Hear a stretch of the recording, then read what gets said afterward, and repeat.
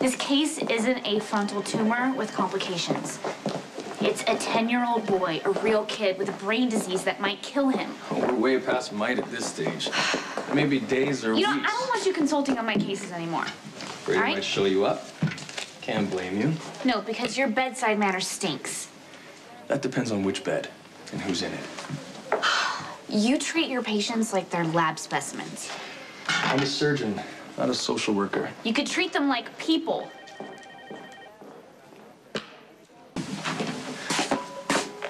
Well, now that's what I call nursing. I'm here to examine the patient. Well, you know what? His name is Jason. Thank you. And, be outside, okay? You're a lucky man. Not just because I'm your surgeon. So what's your story? This is me acting interested in you as a patient, not just a person, as per request from Dr. Scorpio. Why'd the nutcase try to kill you? I'm a coffee importer.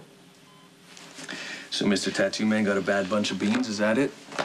Wanted a cappuccino and got an espresso? You can understand me, right? These words are making sense? Yes, they are. Good.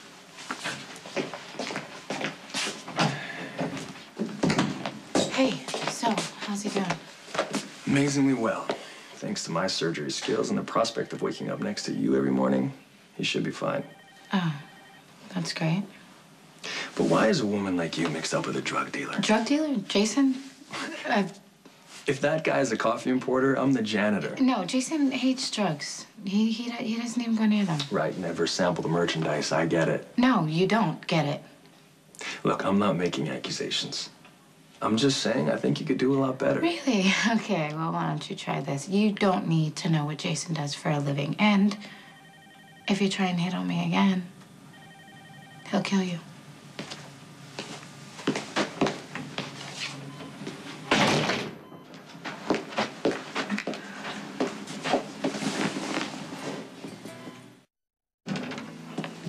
Hey, so I know how much you hate hospital food, so I made a special trip for you. Deli Supreme from the Sandwich Meister. You remember? Yeah, I do. Thanks. And some fresh squeezed lemonade. Careful. Fresh squeeze, I haven't had that for a long time. Used to be one of your favorites. Yeah, when I was living in a boxcar. It's not even there anymore. I just happened to drive by it. I guess a lot has changed since then. Yeah. You haven't. Really? You don't think so? You know, you're still very passionate about your work. You like helping people. And you still love being right. Yes, I do. Which I'm sure can be very annoying sometimes. I wish that I could be more objective like you, especially when I'm doing my research. Well, because of your research, I got back the last 10 years of my life, so thank you. Well, I should be thanking you for hanging on just a little bit longer and justifying my work.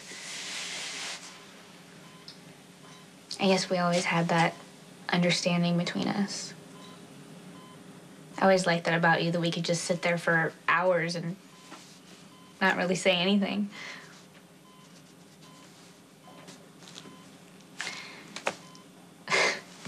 I gotta go to a staff meeting, but enjoy your sandwich.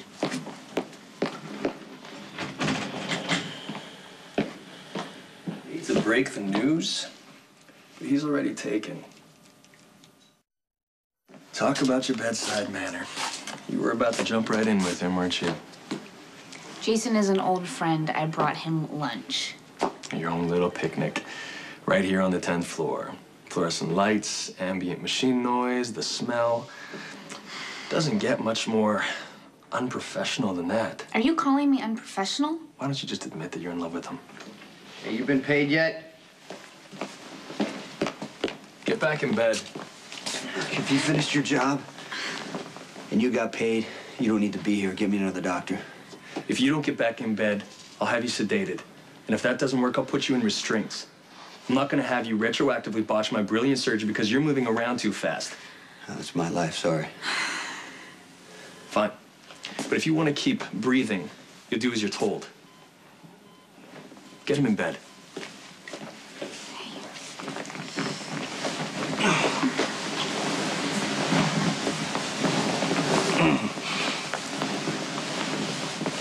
Sorry, he has a horrible attitude. Just ignore him, okay?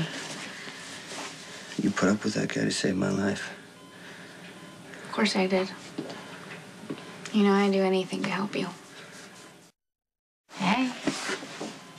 Hey, I'm glad you're back. Jason tried to get out of bed. I just settled him back in. What are you doing out of bed? Just make sure he stays put, okay? And you listen to her. Did you get Jason into bed, so to speak? God, you're such an idiot. Don't be so defensive. Can't help it if you're in love with the guy. Usually it's the other way around. Grateful patient falls in love with the doctor. Jason and I have a history. That's all. And now, thanks to your research, you can remember it. Too bad you couldn't save Jason's life, though maybe he'd be as grateful as you want him to be. Well, he's alive. That's justification enough for me having to put up with you. You're just mad I saved him when you couldn't. That's quite the torch you're carrying. But I have to wonder, why even look twice at such a loser? Why would you ever call him that? Not a big fan of drug dealers. Who told you Jason was a drug dealer? I got suspicious when the tattooed psycho tried to kill him during brain surgery, but maybe that's just me. Jason is not a drug dealer. He's a coffee importer. Oh, yeah, that's right. His girlfriend already tried that one. She also said he's a mob enforcer. Oh, and you don't believe her? Why don't you yell at Jason again, just like you did? Make him mad, or better yet, hurt someone he cares about and see what happens. So when people disappear, my patient is the one responsible. Well, you said yourself that you were suspicious when someone came in the OR waving a gun around. I had better things to think about, like operating by flashlight, but I was under the impression the tattoo guy had a personal grudge against Jason. Then Carly and her husband show Sonny up. Corinthos. Right, Sonny. You know, come to think of it, I could believe he's a kingpin. So Jason's his enforcer? You know what? I don't know anything about Sonny's business, but he doesn't deal drugs. And yes, Jason is a very dangerous man. He just doesn't need to broadcast it. Well, if I kill people for a living, I wouldn't either. You know what? That's why I'm so unimpressed with your imitation of this tough guy with a heart. Because I've actually been with the real thing.